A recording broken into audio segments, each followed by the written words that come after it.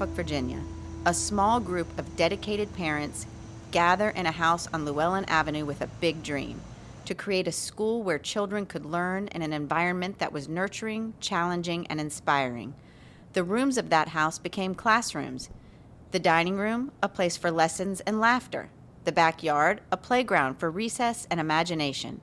But the founders knew this was just the beginning. They wanted a true home for the school, a place that would give it stability and room to grow. A few years later, that vision came to life when they secured land on Indian River Road in what was then the quiet countryside of Virginia Beach. For the first time, the school had a building to call its own, a foundation for generations to come. Today, as we celebrate 70 years of learning and community, we return to those early days to honor the vision that made all of this possible. Joining me is Burle Stromberg, whose father, Dr. Hyman Stromberg, was one of the driving forces behind establishing our first campus on Indian River Road. Together, we'll explore what it took to bring that dream to life, the values that shaped it, and how that legacy continues to inspire us today. This is the Founder's Vision. Could you start by introducing yourself and sharing your connection to our first campus on Indian River Road, Burle? I'm Burle Stromberg, an attorney in Portsmouth, Virginia. I've been involved with Hebrew Academy for a very, very long time, even before the Indian River Road facility. I never went to the Hebrew Academy. Which is so sad. It is. I missed out. I really did. But all my kids went. I know. And so that was good. But I guess it was in the early 70s maybe or so. The community wanted the Hebrew Academy, or some people in the community wanted to transform the Hebrew Academy into a more community day school. At the time, it was much more religious oriented, less secular at the time. Okay. But some new people got involved, my father being one, the Futtermans, who had been involved before, but they sort of joined this community movement. Dr. Kruger, I think I mentioned Ron DeZorce, my father, and they wanted to expand the school and make it a little more secular or more community-based for all religious denominations. And they went and the principal at the time, the headmaster, was Rabbi Bornstein, I believe, who was a beloved individual in the community. He definitely was. Yeah, and I give him a lot of credit because they went to talk to him, and I think they wanted his blessing, pun intended, to move forward with a more community-based school rather than an Orthodox-based school. And I think he agreed. I think he realized that the community was small, and it was so small that we needed all the Jewish community to join. Yeah, to come together. Yeah, and they did. And ultimately there was a fundraising, and I think they collected, if my memory serves me right, it wasn't even $1 million at the time. It was a few $100,000. But that was a lot of money back then. So yeah, and they got it started. I remember seeing pictures of the groundbreaking, which my father was at. I've seen that picture of your dad with the shovel. Yeah, they all have shovels and hard hats with their names on it. And I still have the hard hat at home. Oh, that's nice. And it was one of the last pictures, probably the last picture of my father, who wasn't in many photographs anyway, but he passed away, unfortunately, after the groundbreaking and before the school, the new building opened. And it was really heartbreaking, heart-wrenching for us, his family, as well as the Jewish community and the Hebrew Academy community especially. But things moved on, and the building ultimately opened. So the reason you didn't go was because you were too old by the time the building opened, right? Oh, yeah. I was much older then, and I didn't go to the old one either. Actually, we moved to town in 1967, and at the time the Hebrew Academy was being held mainly at a few synagogues in Ghent. I think they used space at even Old Sholem, and I think B'nai Israel maybe. Yeah, so they also had a house on Llewellyn Avenue, which we'll talk about later, but yeah. That was a little bit before my time, I think, or maybe I wasn't aware of it. Yeah. But, back then they even had, and you'll remember this, Heather, we had a bus system. Mm-hmm. We had school buses, and we had a van that came to Portsmouth. Portsmouth had a fairly large Jewish community for the size of the city at the time, had 2 or 3 synagogues, actually. And the van, I think we had a van, not a school bus, but the van would come over to Portsmouth and pick up. I bet it was 10, 15 kids that came over from Probably. Portsmouth or so. I mean, we used to have a bus that went all the way to Newport News to bring That's right. kids to the school. I remember that. And those buses, it was great that we had enough kids that required buses, but as you'll remember, Heather, they were expensive. Oh, yes. The insurance on them, and we ultimately, I think you determined this, I think, or maybe Zena at the time, that most parents were dropping the kids off anyway. Yeah, ridership had declined significantly. For what reason, I'm not sure, but and maybe because the parents wanted to come to the JCC and work. I don't know what the reason was, but those buses were a two-edged sword, and finally, as you'll remember, we got rid of them and all the costs associated with them. Yes. They were expensive and liability traps, and it was insurance a tough on them. business, that's for sure. It was. Busing. Yeah, to think that we had buses, and now you see the carpools pull up and the kids get out. It's a different world. It sure is. Yeah. It definitely is. So when you think of your father, how would you describe who they were, all of them, the group of people that came together, and what mattered the most to them, do you think? They were determined people. I would use the word determined, that. goal-oriented, Okay. very intelligent people. What was your second part of that question? Well, what mattered to them most? What mattered was bringing all the Jewish kids under one umbrella and being maybe a little more secular while still accepting the Orthodox, trying to expand the tent to cover to be welcoming to everyone. Everyone. And, I don't know if we've ever made much inroads in the Reform community, although we've had, I think, some kids. We have a lot. Now we do. That's Yeah. great. And I don't know if that's because of their clergy there, but they've been there a long time. And that's the other thing. To see the clergy support the school over the years has been heartwarming also. Yeah, definitely. Some more than others, but all have pretty much supported it. Mm-hmm. What do you think inspired your father and the other founders to establish the permanent campus versus, what they had been doing prior? They wanted to make it a welcoming school, and if you had classes in old synagogues and stuff, that's not that welcoming. And they were modern thinkers. They, at least with my father, he was more of a Zionist than a religious Jew. Although, he'd go to shul on the high holidays and some Shabbats, but he worked a lot. He was a neurosurgeon, and there were very few neurosurgeons in Tidewater, so he worked almost every weekend anyway. But he was more of a Zionist, celebrated Judaism in the home more. But all those guys were motivated to establish a respectable or really highly thought of school for the Jewish community that Jews would send their kids to and be happy to do it. And they knew they had to bolster the secular part, I think. Academic excellence, always. Yeah, always. And like I say, most of those leaders were really intelligent, smart people. Yeah. And they set a goal and they accomplished it. They went around, fundraised, begged people for money. It was a beautiful campus, I thought. Yeah, it was. And somebody, I can't remember if that land was contributed. I think it was. I think it was the Sandlers. I believe so, yes. I think the Sandlers owned that.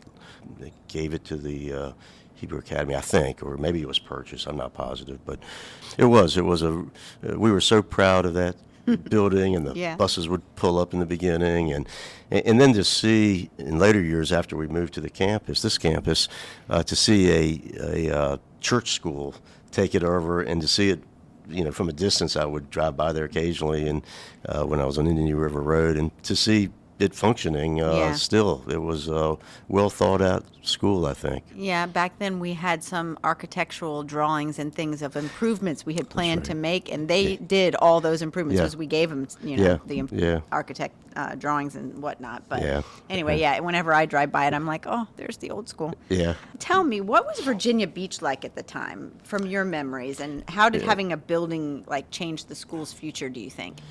Well, Virginia Beach was not very Jewish at the time. The Jewish population lived in Portsmouth, believe it or not, in Norfolk, Ghent. That's mainly. where you grew up. I grew up in right? Portsmouth, and Complex Hesed Synagogue was a conservative synagogue that had, I think, around, I don't know, maybe 300 families or so. That's I'm not guessing. small. That's No, big. it was a really nice Jewish community, very closely connected.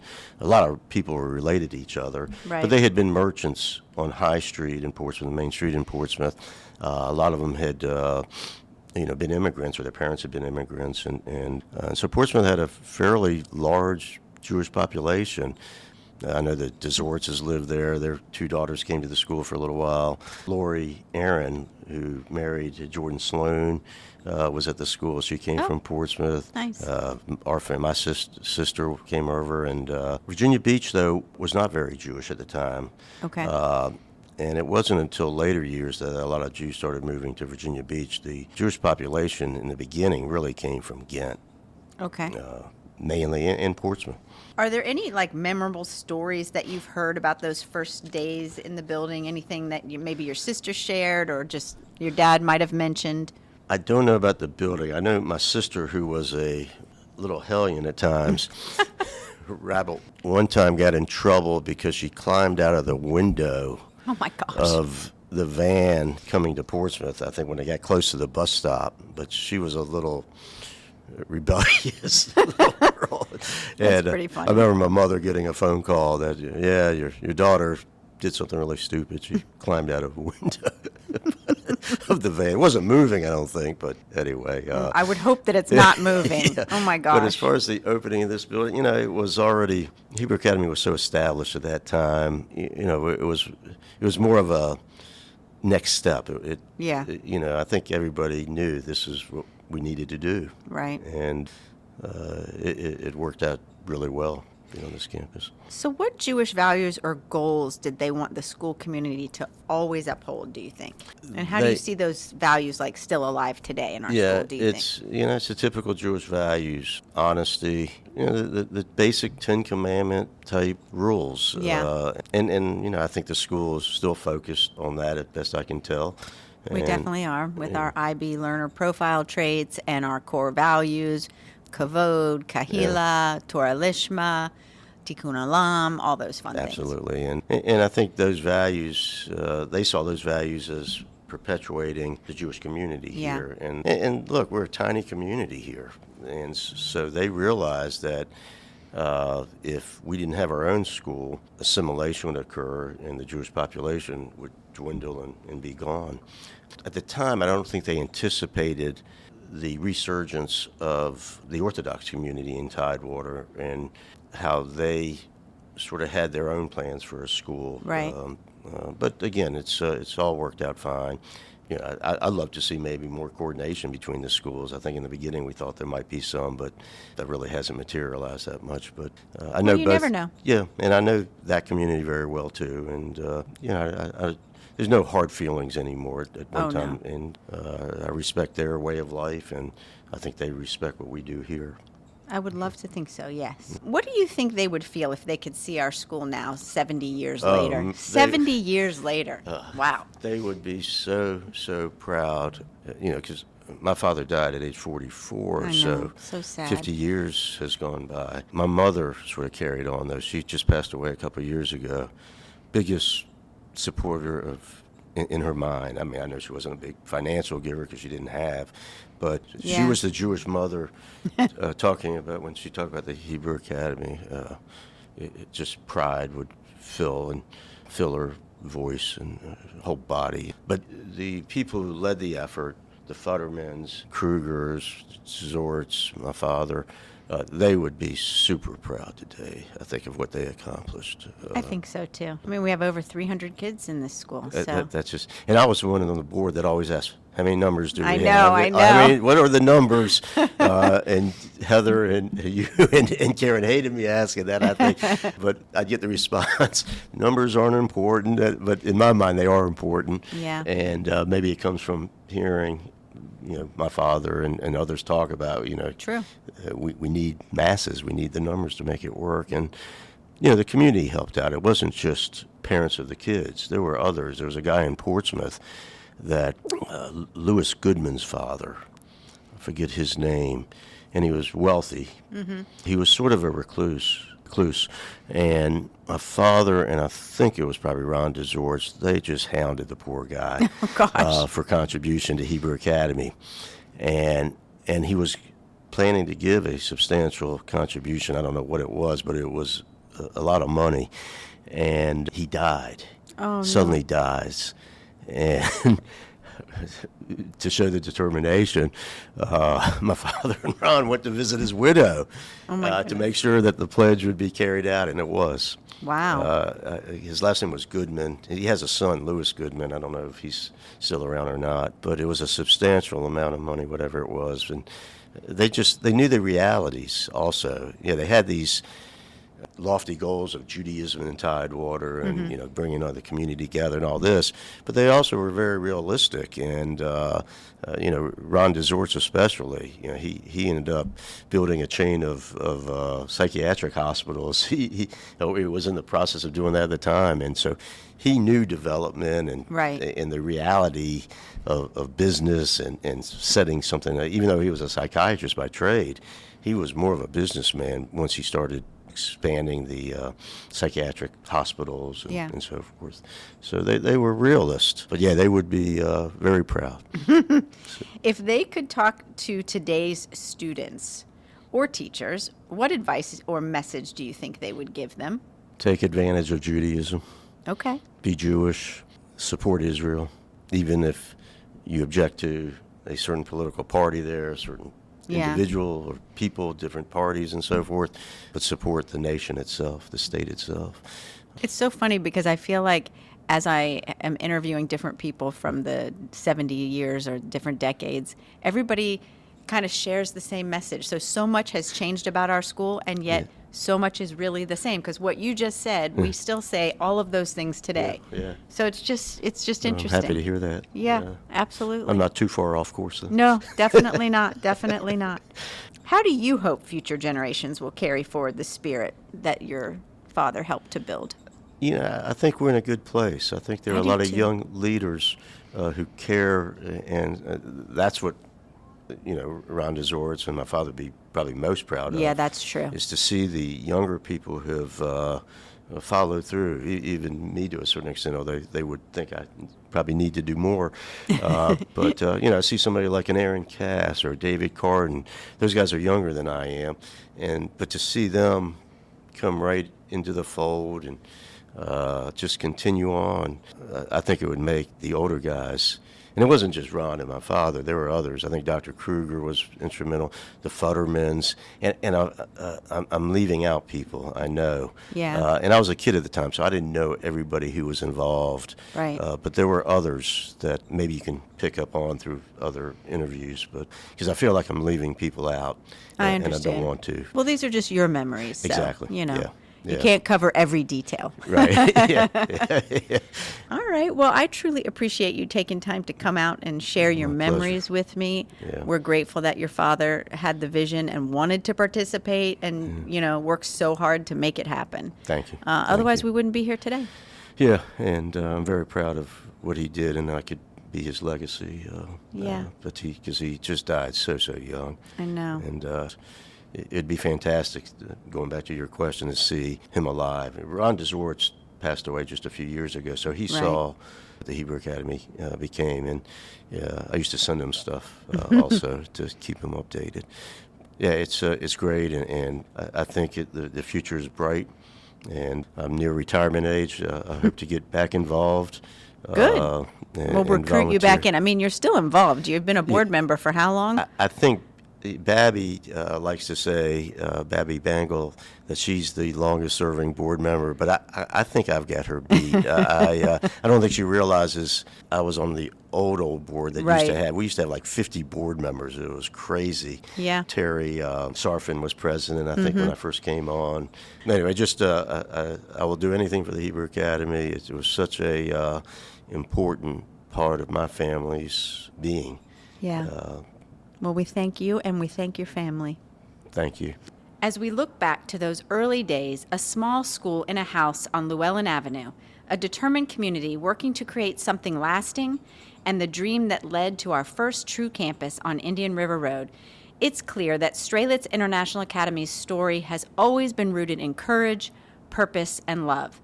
The founders didn't simply open a school, they built a home for learning, identity, and belonging. A place where children would be known, nurtured, and inspired. To hear these memories shared today reminds us that the legacy we celebrate at 70 years is not accidental.